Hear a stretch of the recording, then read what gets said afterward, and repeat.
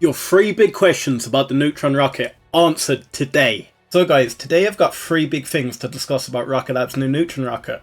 So let me give them to you, and then let's break them down together. So before I do this, I know you followed these 4 titans, but let's beat out Rocket Lab and add another provider to the mix, and bang that subscribe button. Here we are. Let me give you the 3 big Neutron questions, and then let's get them answered. So at number 1, what are the 5 big markets for Neutron? At number 2, what key edge does Neutron give Rocket Lab compared to Electron? And 3, what is Rocket Lab's competitive strategy to bring Neutron to market? So let's waste no time and let's get into the first question. What are the 5 big markets for Neutron? So at number 1, we have satellite constellation deployment. The primary market for Neutron will likely be in the deployment of satellite constellations aimed at global internet coverage, Earth observation, or other data-intensive applications. Companies like SpaceX, Amazon and OneWeb are investing heavily in these constellations, requiring launch vehicles that can handle multiple satellite deployments efficiently. Neutron's capacity to send up to 13,000 kilos into orbit means it can deploy a significant number of small to medium-sized satellites in one go, reducing the cost per satellite and the time to operationalize the constellation. Beyond just the initial deployment, Neutron could also offer services for constellation replenishment and maintenance, ensuring that companies can keep their networks into orbit despite technological obsolescence or satellite failures. So at number 2, deep space missions. Neutron's capabilities could extend beyond Earth's orbit. It could be used for missions to the Moon, Mars or other celestial bodies. This includes scientific payloads, lunar or Martian infrastructure deployment, or even sample return missions. The rocket's design could support the launch of heavier robotic explorers, or as part of a multi-rocket strategy for large-scale interplanetary missions, where different elements of a mission are launched separately and assembled in space or at their destination. So at number 3, we have government contracts. With its medium lift capacity, Neutron positions Rocket Lab to compete for government contracts that require larger payloads. This includes national security space launches where precision, reliability, and the ability to lift heavier satellites into geostationary orbit or beyond are paramount. Participations in programs like the NSSL Phase 3, where Rocket Lab has already been selected as a launch provider, shows that the government already thinks highly of the company. This relationship can be further expanded with Neutron, offering services for critical military, intelligence and reconnaissance satellites. At number 4, we have cargo missions. Neutron could play a role in a cargo resupply mission to the International Space Station or any further space stations in development. While currently dominated by SpaceX and Northrop Grumman, the introduction of Neutron could diversify the options available for cargo delivery, potentially leading to cost reduction through competition. So at number 5, human spaceflight and eventually space tourism. Although Rocket Lab has primarily focused on cargo, Neutron is being designed for potential human rating. This opens the doors to markets like space tourism, where private citizens might pay for short trips into orbit. While this market is currently dominated by SpaceX and Blue Origin, Neutron's entry could introduce more competition, potentially lowering costs for customers. Additionally, Neutron could serve as a platform for commercial crew missions, either for private companies developing their space habitats, or for the government agencies looking for an alternative launch provider. So that makes us move on to question 2. At question 2, we had what key edge does Neutron give Rocket Lab compared to Electron? So I have broken these down into 3 digestible points for you.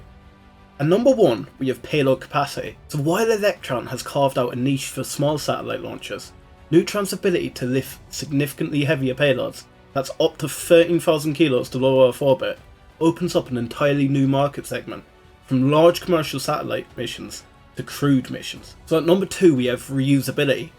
Electron's reusability is still in its experimental phase, but Neutron is built from the ground up, with reusability in mind, aiming to reduce the cost per launch significantly over time. At number 3, we have market focus. Electron's market is primarily about agility, affordability, and frequency of small payloads.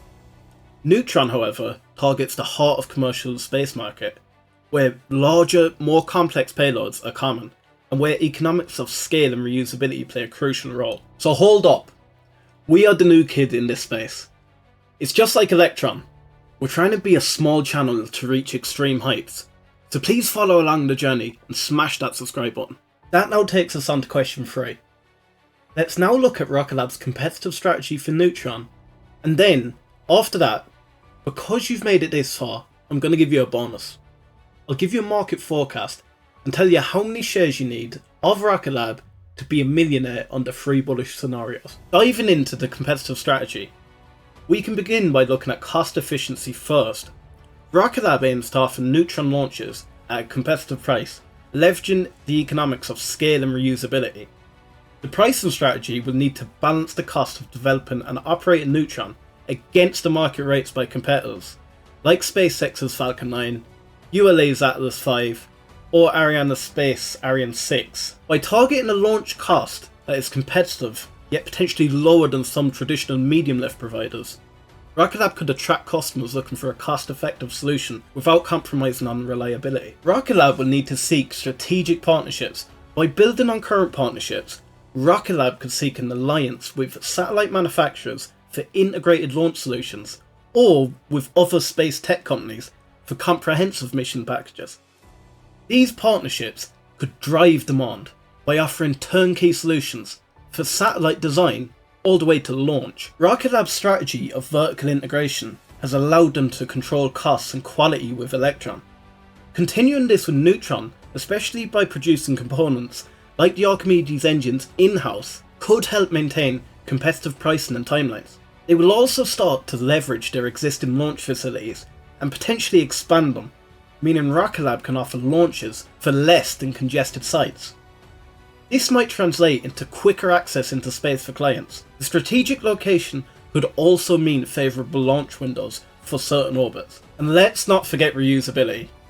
Rocket Lab's approach to Neutron's reusability will be critical. They will need to prove that the cost associated with recovery, refurbishment, and reuse are significantly less than building a new rocket. Innovations in landing technology, heat shield design, and rapid turnaround could all provide an edge here. Rocket Lab's strategy for introducing Neutron into the market involves leveraging their existing strengths in the small satellite sector while scaling up to compete in the medium lift market. They aim to do this by emphasizing cost efficiency, reliability, customization, and the long-term benefits of reusability.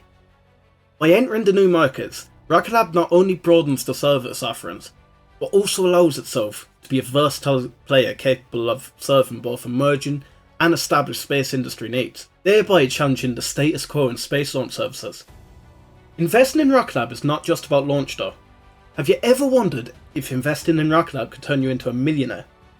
Well, I've done a market forecast and 3 bullish scenarios, so I'll meet you there next.